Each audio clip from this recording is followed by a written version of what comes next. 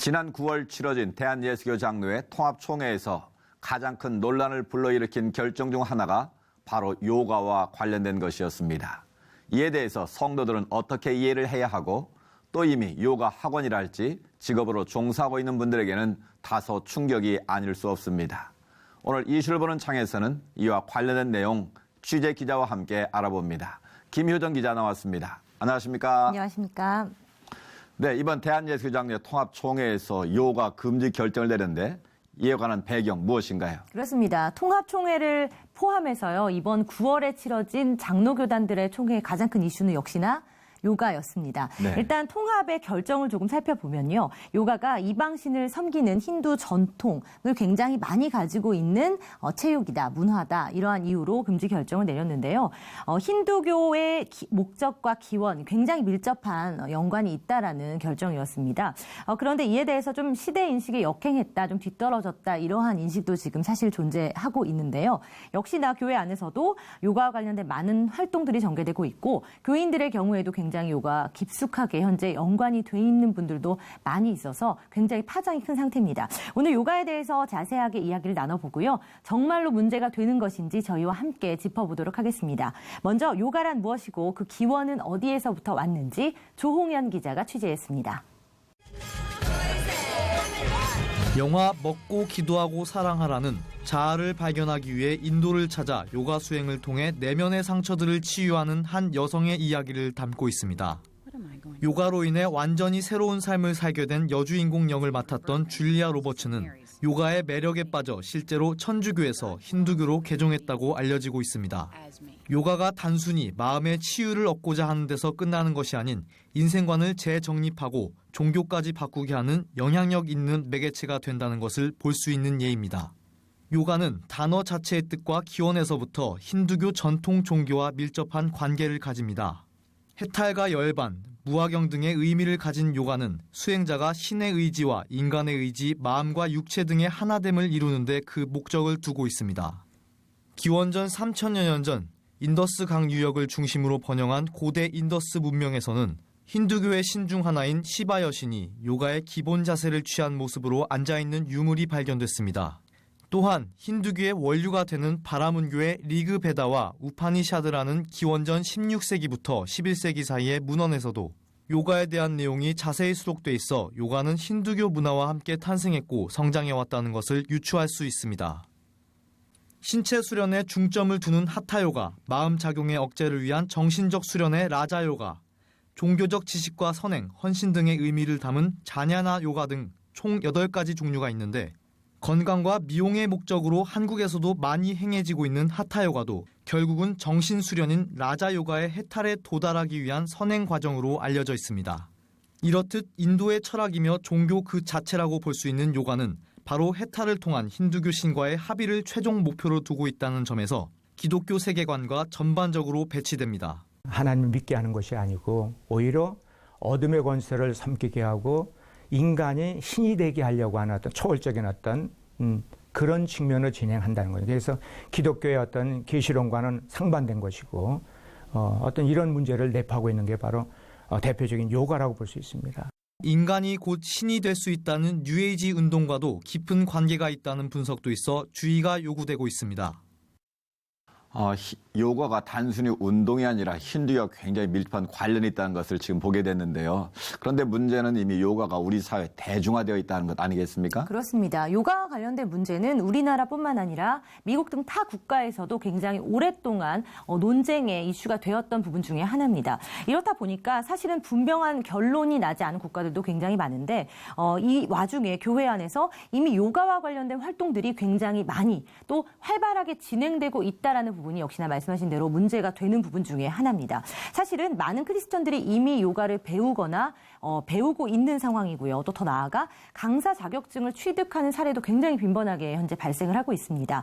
또 요가 강습을 알리는 광고가 교회 홈페이지에 벌써 등장을 하거나요. 교회 문화센터에 요가 강의가 개설되는 등의 경우도 종종 발견할 수 있습니다. 여기에 기독교 대학에서조차도요. 요가 관련된 과목이 개설되는 등 굉장히 많은 밀접한 관련을 갖고 있는 것을 취재 결과 확인할 수 있었습니다.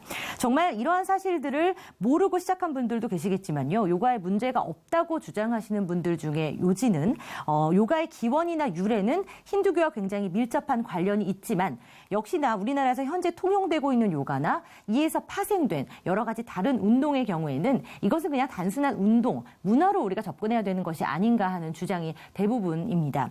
하지만 취재 결과 요가는 물론이고 또 종교색을 거의 없앴다라고 이야기하는 여러 가지 체육 프로그램에서조차 힌두교에서 사용하고 있는 예배와 주문 또 기도 등이 현재 사용되고 있는 것을 발견할 수 있었습니다. 김보림 기자가 관련된 내용 자세히 취재했습니다. 요가 명상을 할 때 필수적으로 읊조리는 옴은 힌두교에서 가장 위대한 것으로 여겨지는 신성한 음절입니다.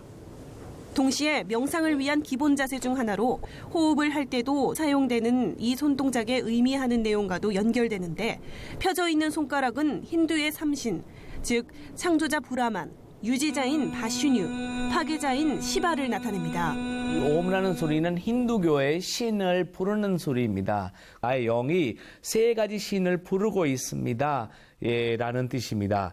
그래서 항상 우리 마음에 화가 날 때 아니면 마음이 정말 기쁘지 않을 때 이 자세로 우리가 가만히 앉아 있으면 옴이라는 소리 외치면 신기하게도 마음에 좀 약간 좀 다른 식으로 이제 빠지기 시작하는 거죠. 그래서 이 요가가 무서운 운동이라고 제가 말씀드리고 싶습니다. 요가 시작과 끝에서 널리 사용하고 있는 나마스테라는 단어 역시 당신 안에 있는 신에게 문안을 드립니다. 이란 의미를 담고 있습니다. 요가의 주요 목적 중 하나는 바로 태양신에 대한 경배입니다. 요가 용어로 수리야 나마스카르는 우주의 원초적인 에너지에 대해 경배하고 아주 오래된 옛날부터 해오던 일종의 힌두교 예배 동작입니다. 이외에도 태양신에 대한 경배를 의미하는 동작이 요가에서 빈번히 사용되고 있습니다. 타다사나, 우드루바 하스타사나,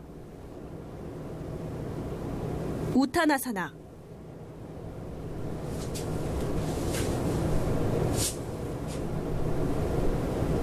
스바나사나, 우르두바 무카 스바나사나. 힌두교에서는 위의 동작을 수차례 반복해 전체적으로 하나의 이루어진 흐름으로 만들어 태양신을 경배하는 예배의 동작 중 하나로 사용합니다. 실제로 요가 학원 등에서 배우는 동작 중에는 힌두교 제사에서 사용되는 예배나 기도 동작 등이 다수 포함되어 있습니다. 요가를 하는 교인들은 불편한 순간을 경험하거나 교리적으로 문제가 있는 것은 아닌지 한 번쯤 고민할 수밖에 없습니다.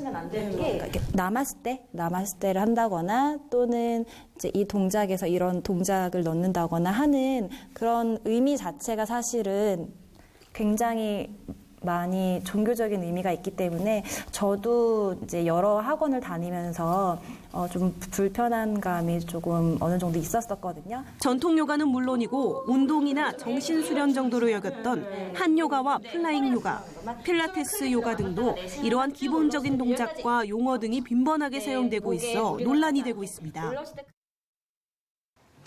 김 기자, 저도 이 영상 보고 깜짝 놀랐는데요. 그렇죠? 실제로 동작들이나 주문 등이 요가 프로그램 가운데 사용되고 있다는 건가요? 그렇습니다. 실제로 힌두교에서는 한국 요가 클래스에서 행해지는 이러한 동작과 용어, 주문 등을 직접 힌두교 제사나 예배에서 동일하게 사용하고 있는 것은 더욱더 충격을 주는 부분이 아닐 수 없는데요. 네. 한국의 요가학원이나 문화센터 등에서는 강사들도 이러한 사항에 대해 모르거나 또 대충 알지만 그다지 중요하게 생각하고 있지 않은 것 역시나 좀 확인을 할 수가 있었습니다.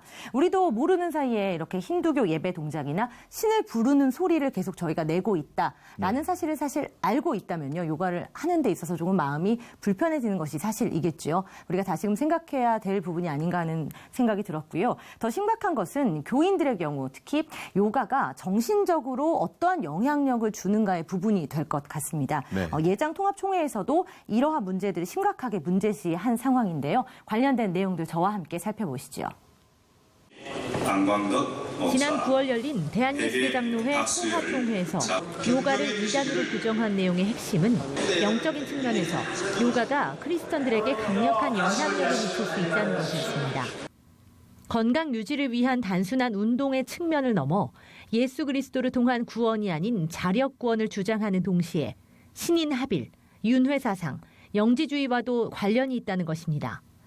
또 크리스천 요가를 쉽게 허용하게 되면 크리스천 쿵후, 크리스천 점성술, 크리스천 최면술 등도 허용할 수밖에 없을 것이라며 조심스럽게 접근할 것을 권면했습니다.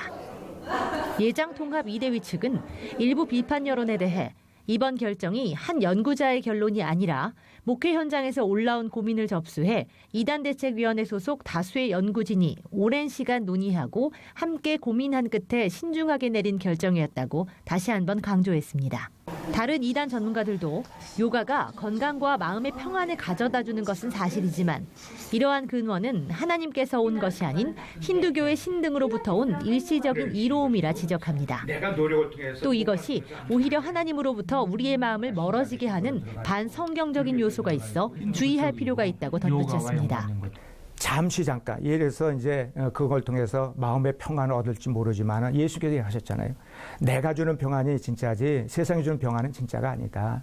잠시 잠깐 평안을 얻을지 모르지만은 영원한 평안은 아니라는 거죠. 한 발 더 나아가 요가가 문화와 체육 활동에 탈을 쓴 교묘한 힌두교의 선교 전략 중 하나라는 지적도 있습니다.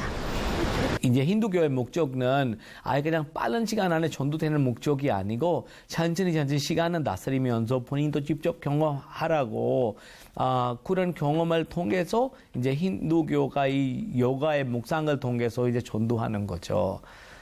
실제로 요가를 더욱 깊이 알고 체험하기 위해 인도에 방문했다가 힌두교에 심취하거나 개종을 하는 사례들이 빈번하게 발생하고 있다며 그 위험성을 적극적으로 알리고 공유할 필요가 있다고 덧붙였습니다.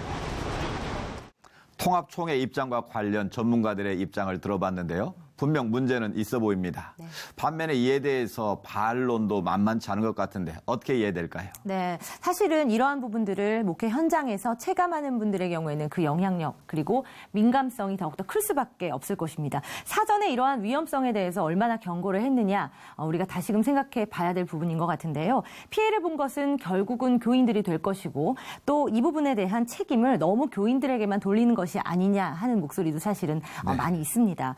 위험성에 대한 부분은 좀 인정을 하면서도요. 교회와 교단에 조금은 더욱더 성숙한 대응이 좀 필요하지 않았겠느냐라는 부분은 아쉬움으로 남습니다. 예장 통합에 이어서요. 예장 대신도 요가의 이단성에 대한 연구를 진행하기로 했고요. 내년 총회 때 보고를 하기로 했습니다.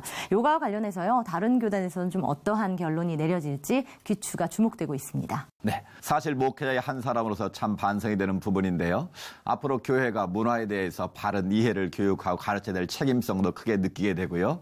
앞으로 이 문제에 대해서 한국교회가 더 많이 고민도 해야겠습니다. 김유정 기자 수고했습니다. 감사합니다.